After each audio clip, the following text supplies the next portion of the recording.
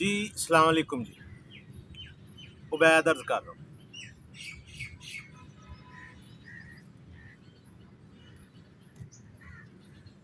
پیدائش کی روح سے انسان اس کو ایک مذہب ملتا ہے کہ جو اس کے والدین ہوتے ہیں، آبا و اجداد۔ اچھا، جس گھرانے میں، جس خاندان میں، قبیلے میں انسان کی، بچے کی پیدائش ہوتی ہے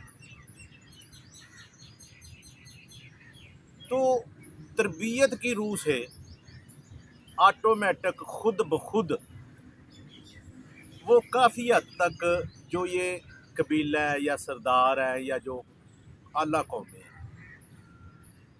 ان میں انسان خود کو بنسبت دوسروں کی برتر سمجھنا شروع کر دیتا ہے۔ اس کی تربیت، میں اپنے معاشرے، ہمارے معاشرے کے بات کر رہا ہوں، برے صغیر، کہ اس میں بچے کی تربیت اس نہج پر کی جاتی ہے کہ یہ اپنے آپ کو برتر سمجھے۔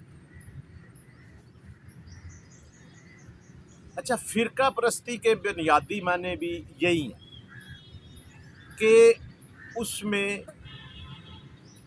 آپ کو اپنا آپ صحیح اور دوسرا ہر انسان غلط نظر آتا ہے۔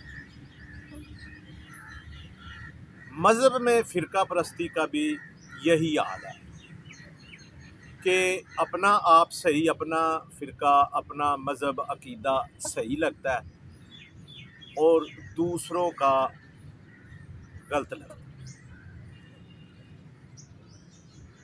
جو شعوری سطح ہے، جو عقل ہے، تدبر ہے، فکر ہے، اس کی روح سے انسان سوچتا رہتا ہے۔ جو عقل مند آدمی ہے وہ سوچتا رہتا ہے اس بارے میں کہ صحیح کیا ہے اور غلط کیا ہے، اور صحیح کی تلاش میں رہتا ہے۔ اس طرح کے لوگوں کو آپ سائنسدان بھی کہتے ہیں، سائنٹسٹ کہتے ہیں۔ سائنسدان ہے نا جو، اس کا مائنڈ سیٹ یہ ہوتا ہے کہ وہ جہاں پہ بھی پہنچ جائے۔ علم ہے یہ ایک ایسی چیز کہ جب آپ اس کو حاصل کرتے ہیں تو جیسے دولت کی ہوس بھی جیسے جیسے یہ آپ کے پاس زیادہ آتی ہے تو اس کی ہوس بڑھتی جاتی ہے۔ اسی طرح جو علم ہے نا، یہ جس طرح آپ حاصل کرتے جاتے ہیں تو آپ کو لگتا ہے کہ آپ کو بہت کم علم ہے۔ جیسے جیسے آپ جستجو کرتے ہیں، ایون دین کہ ایک عام بندہ ہے نا جو، وہ یہ الفاظ کہے گا کہ جی مجھے یہ پتہ ہے، مجھے وہ پتہ ہے، میں یہ جانتا ہوں۔ لیکن یہ جو سائنٹسٹ ہے نا، یہ جتنا بھی علم حاصل کر لیں تو یہ یہی سوچتے ہیں کہ ہمیں کچھ نہیں پتا۔ ایون دین یہ کہتے ہیں کہ ایک عمر تھوڑی ہے۔ یہ ہے بھی صحیح بات۔ اگر آپ تھوڑا سا غور کریں تو آپ کو یہ لگے گا کہ ایک عمر جو ہے، ایک زندگی ہے، یہ کم ہے۔ تو اس کا وہ طریقہ، اس کا علاج یہ ڈھونڈتے ہیں کہ وہ جو اپنا علم ہے وہ اپنے شاگردوں کو یا دوسروں کو یا طالب علموں کو وہ دے دیتے ہیں اور ان سے کہتے ہیں کہ آپ اب یہاں سے شروع کریں۔ اصل زندگی کا مقصد یہ۔ اچھا، کہنے کا مقصد یہ ہے کہ کچھ چیزیں آپ کو پیدائشی ملتی ہیں۔ جیسے حضرت ابو جہل بھی کہتا تھا نا، یہ میں ایک بڑی گہری سی بات کر رہا ہوں کہ آپ کو حق کا پتہ چل جاتا ہے، عدل کا پتہ چل جاتا ہے، انصاف کا پتہ چل جاتا ہے، یہ آپ کو معلوم ہو جاتا ہے کہ صحیح بات کیا ہے، لیکن آپ اپنے قبیلے، قوم، فرقے، عقیدے کے لیے اس کو ایکسیپٹ نہیں کرتے ہیں، سرے بازار، سرے عام یا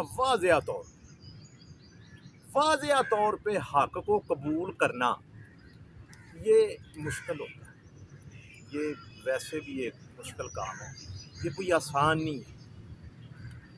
آپ کو پتہ چل جائے کہ آپ کا کوئی اپنا غلط پہ ہے، باطل پہ ہے، تو حق کی بات کرنا یہ آسان نہیں ہوتا۔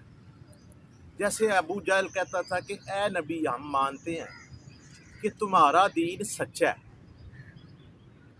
لیکن ہم اپنے آباء و اجداد کے دین کو کیسے چھوڑیں؟ جس روش پہ انسان چل رہا ہوتا ہے اس کو چھوڑنا بڑا ہی مشکل ہوتا ہے، بے شک وہ غلامی کی زندگی ہو۔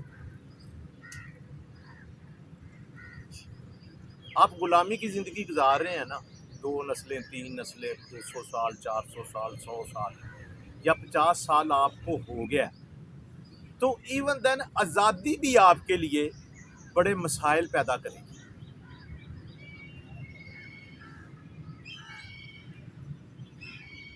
اچھا، جب جس گھر میں انسان پیدا ہوتا ہے نا، اس کو ماں، باپ، بہن، بھائی جو ملتے ہیں یہ اس کے خونی رشتے ہوتے ہیں۔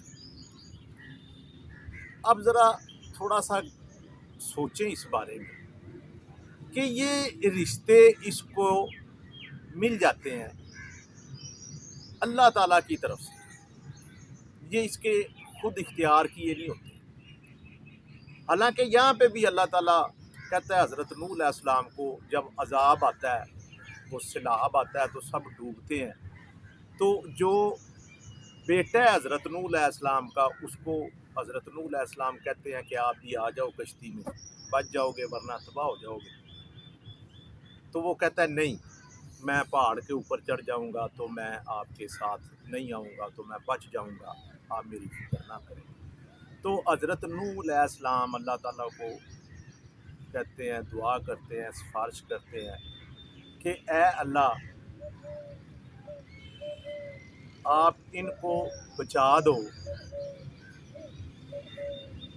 یہ میرے اہل و عیال ہیں، آپ میرے اہل و عیال کو بچا دو، ان پر رحم فرما دو۔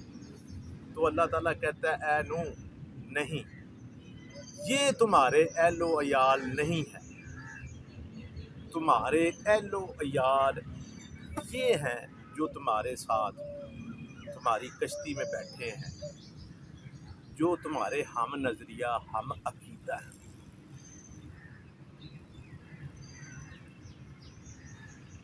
اب آپ اس بات کو غور کر لیں کہ سفارش کی ہے نبی نے، حضرت نوح علیہ السلام، تو اللہ تعالیٰ کو کہنا پڑا ہے حضرت نوح علیہ السلام کو کہ یہ تمہارے اہل و عیال نہیں ہیں۔ یہ نا کافی اہم بات ہے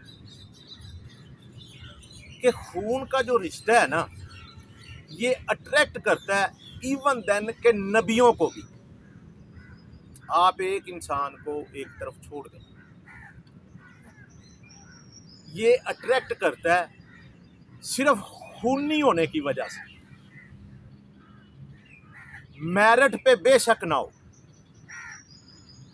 اسی لیے وہ کہتے ہیں نا، اللہ تعالیٰ کہتا ہے کہ تم قرابت داروں کی سائیڈ نہ مارو، ڈنڈی نہ مارو۔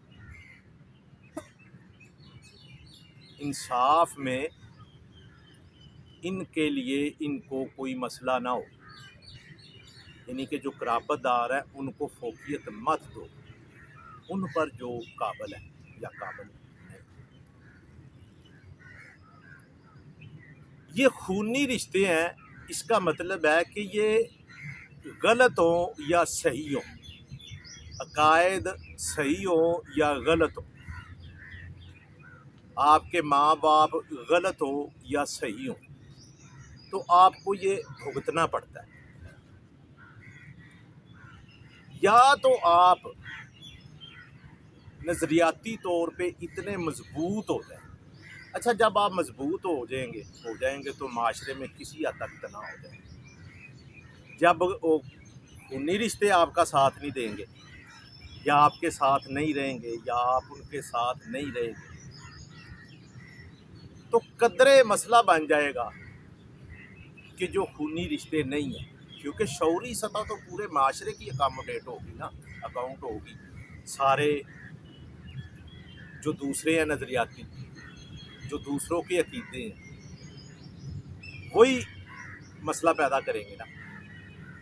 یا تو آپ کے گھر میں ایک مسئلہ ہے لیکن باہر جو ہے، جو ساتھ ہے، خاندان ہے یا قبیلہ ہے یا گروہ ہے معاشرے میں، آپ کو نظر آ رہا ہے کہ وہ بہت اچھا ہے تو آپ اس کے ساتھ مل جاتے ہیں۔ جیسے ہم مائیگریٹ کرتے ہیں فرانس میں، یورپ میں، جرمن میں، انگلینڈ میں، یورپ میں جاتے ہیں نا، امریکہ میں، تو کیوں ہم ادھر جاتے ہیں؟ کیونکہ لوگ کہتے ہیں کہ ان اپنوں سے وہ بیگانے اچھے ہیں، ان کے رویے ٹھیک ہیں، ان کی شعوری سطح بہتر ہے، وہ پیار نہیں کرتے ہیں تو نفرت بھی نہیں کرتے ہیں۔ اور یہ جو اپنے خونی رشتے ہیں، پیار تو ٹھیک ہے، وہ تو نیچرل ہے، لیکن ان کی نفرت جو ہے وہ اس درجے کی ہے کہ وہ کراہت میں آ جاتی ہے، وہ آپ کو اتنی اذیت دیتی ہے کہ اس کو ہر انسان برداشت ہی نہیں کر سکتا، اس کو سہ ہی نہیں پاتا۔ جب اس کو سہ نہیں پاتا ہے تو وہی چیز آپ کے ادھر بچوں میں جاتی ہے، تو بچوں کی تربیت، تعلیم، اس پر انتہائی برا اثر پڑتا ہے۔ اس کو ہم کس طرح بہتر کر سکتے ہیں، تھوڑا سا اس پر بات کریں گے۔ جی، السلام علیکم۔